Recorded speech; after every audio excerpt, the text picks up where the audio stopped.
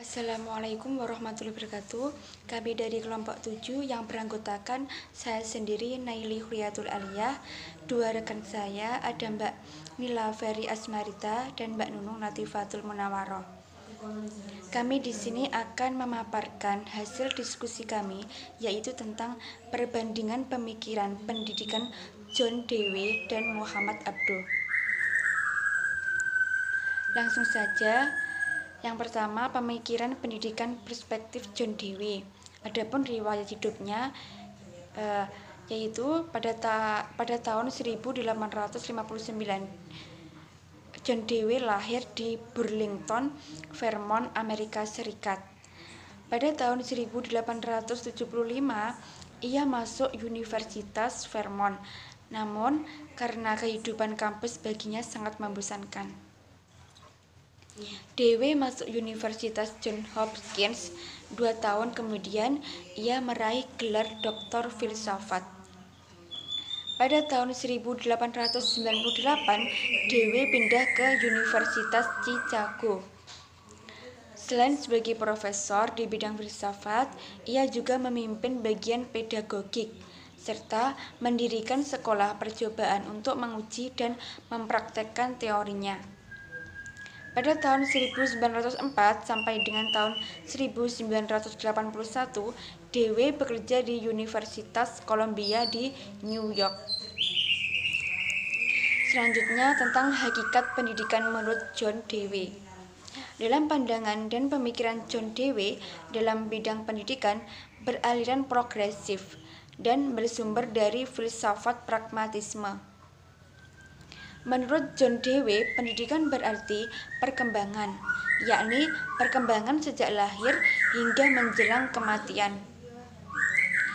Dengan berlandaskan filsafat pragmatisme, yakni dalam hal ini pendidikan lebih menekankan pada futuralistik atau sebuah pendidikan yang berwawasan masa depan.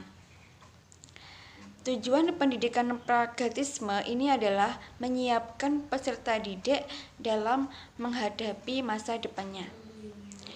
Mungkin cukup itu, kemudian akan disampaikan oleh rekan saya. Selanjutnya di sini saya akan melanjutkan presentasi dari rekan saya. Kita ketahui bahwa pandangan dan pemikiran John Dewey dalam bidang pendidikan bersumber dari filsafat pragmatisme sebagai landasannya. Adapun dalam mengembangkan kurikulum pendidikan pragmatisme, John Dewey berpedoman pada 5 struktur kurikulum, yaitu yang pertama, reorganisasi di dalam subjek khusus pendidikan sebagai langkah pertama mencari pola dan desain baru. Yang kedua, korelasi dari dan kedekatan antara 2 atau lebih materi pelajaran. Yang ketiga, pengelompokan dan hubungan integratif dalam satu bidang pengetahuan. Dan yang keempat, core kurikulum, yakni suatu kelompok mata pelajaran yang memberi pengalaman dasar dan sebagai kebutuhan umum yang utama.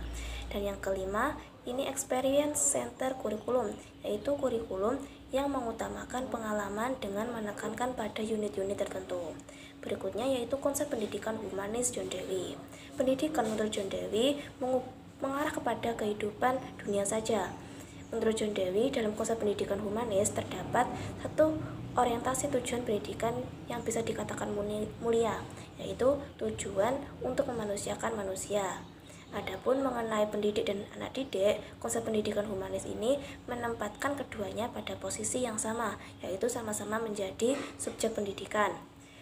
Adapun konsep pendidikan humanis menentang keras pendidikan klasikal yang dianggap telah merampas kebebasan peserta didik untuk berpikir kritis, berkreasi, dan berekspresi.